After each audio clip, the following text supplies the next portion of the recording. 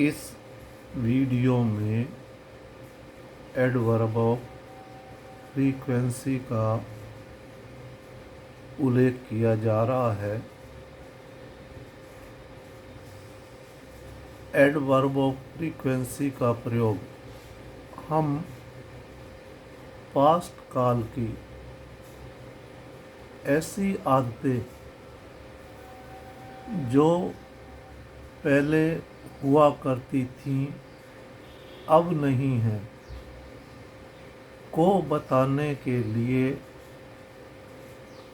Past indefinite tense का प्रयोग कर सकते हैं।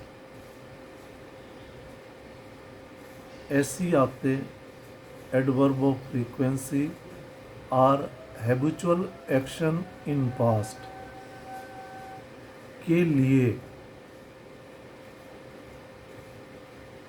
ऑलवेज हमेशा, नेवर कभी नहीं, ऑफन अक्सर, यूजुअली अक्सर या अधिकतर, व्हेन आई वाज का मतलब है when I was in college, जब मैं कॉलेज में था। सेल्डम कभी कभी, रियरली ना के बराबर, वंस ऑफ वीक सप्ताह में एक बार, वंस ऑफ मंथ में एक बार, वंस ऑफ ईयर वर्ष में एक बार। इन सभी एडवर्ब ऑफ फ्रीक्वेंसी का प्रयोग हम पास्ट काल मतलब भूतकाल की आदतों को बताने के लिए कर सकते हैं। इन एडवर्बों का प्रयोग जो आदतें पहले हुआ करती थी अब नहीं है उनके लिए। अब स्ट्रक्चर इस प्रकार है: subject plus always, never, seldom, often, rarely, usually, ये सब एडवर्ब है। उसके बाद plus V2 plus other words. ये इन आदतों को पास्ट में जो हुआ करती थी अब नहीं है के लिए स्ट्रक्चर है।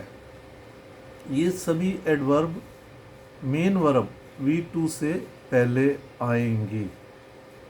अब इनका उदाहरण देके यहाँ बताया जा रहा है। वह हमेशा देर से क्लास में आया करता था। He always came late in the class। अब यहाँ पर always हमेशा एडवर्ब है जो कि came जो है V2 है इससे पहले लगाया गया है। वह हमेशा देर से क्लास में आया करता था, अब नहीं है। ये हम पास्ट की बात कर रहे हैं। वह मुझसे मिलने कभी नहीं भूलती थी। She never missed to meet me। यहाँ पर वह मुझे मिलने कभी नहीं भूलती थी। जब भी अगर हम यहाँ नेगेटिव वाक्य नहीं भूलती थी, नेवर का प्रयोग किया है, लेकिन इसके बाद V2 ही आएगी। नेवर के बाद V2 ही आएगी।